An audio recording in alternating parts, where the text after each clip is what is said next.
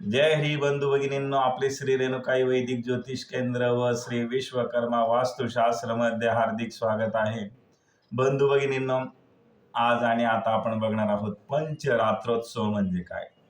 बंधू भगिनींनो, आपल्याला घटस्थापना करायची आहे, परंतु पहिले 2-3 दिवस कोणत्याही कारणामुळे आपण घटस्थापना करू शकलो नाही. म्हणजे सूतक पडलेलं असेल, काही मासिक धर्म असेल, आणि अशा वेळेस पहिले 2-3 दिवस आपले वाया गेले, घटस्थापना करू शकलो नाही आणि आपल्याला घटस्थापना जर करायची होती, तर मग अशा वेळेस पंचरात्रोत्सव म्हणून आपण घटस्थापना करू शकतो.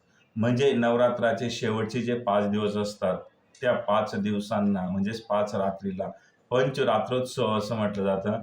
आणि ह्या पंचरात्रोत्सवाची सुरुवात ही दिनांक 27 सप्टेंबर 2025 वार शनिवार या दिवसापासून होते. म्हणून जर तुम्ही पहिल्या 4 दिवसामध्ये घटस्थापना केली नसेल, तर तुम्ही 27 तारखेला घटस्थापना करू शकता आणि आपल्या कुलदेवतेची मनोभावे आराधना पूजा अर्चा करू शकता. बंधू भगिनींनो, आपणास माझा व्हिडिओ आवडला असेल तर लाईक व सबस्क्राईब नक्की करा.